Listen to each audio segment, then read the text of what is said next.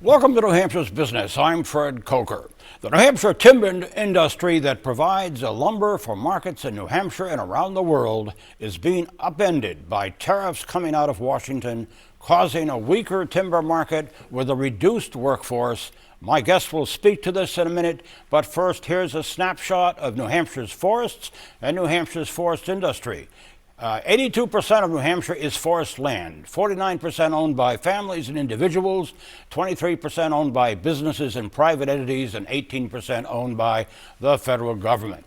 Now here's the forest industry, 1.6 billion plus direct annual economic impact. Forest products impact is 2.5 billion, and a direct and indirect total economic forest output. That includes the forest-based recreation industry, which has 7,000 plus jobs.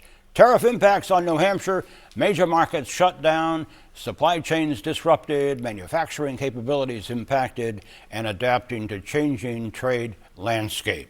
With me to brief us on what's happening to one of New Hampshire's oldest and economically important industries is Jason Stock, Executive Director of the New Hampshire Timberland Owners Association. Welcome.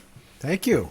What is really happening with the impact of tariffs on New Hampshire's timber and lumber? What's really happening? What's really happening is just general uncertainty. You have situations where mills are producing lumber and they're selling into a marketplace where they're not sure what the tariff is going to be, nor their customer. And in some instances, we have situations where you'll have tariffs or retaliatory tariffs that basically just say, market closed, find another home for it. Yeah. So it's created a lot of uncertainty, and a lot of mills and wood yards are trying to figure out where to go with their product and how to adjust their marketing. Well, one of the examples of the impact in one of New Hampshire's largest markets is China, as you know. And let's look at that graphic. China imports of hardwood lumber from the U.S. 2018, 30%, and 2025, down to 19%. And the other market for New Hampshire hardwoods, as you know, is Canada. What have tariffs done to that business? So China, I'll start with China. China, the market there, and that market was impacted by essentially a ban on logs coming in. The Chinese government said no more raw material. So that certainly was a very abrupt cessation of shipping any type of log to China. But also around that same time, we saw retaliatory tariffs from China on lumber as well.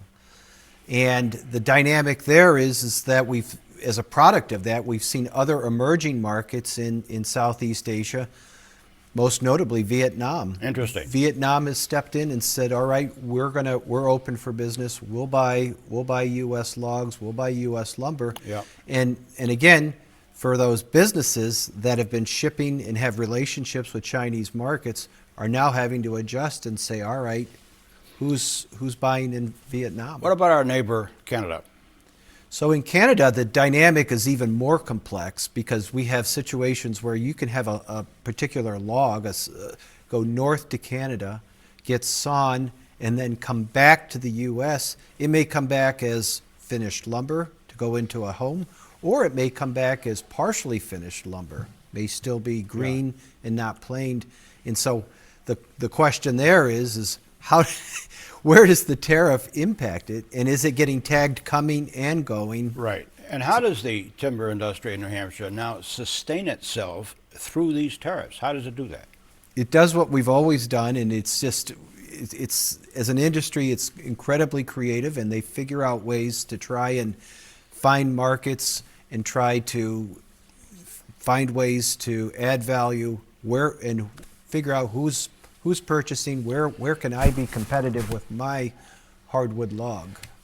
One word answer. There's a bill in the legislature that's been tabled that would study the tariff impacts on New Hampshire. Should that be resurrected?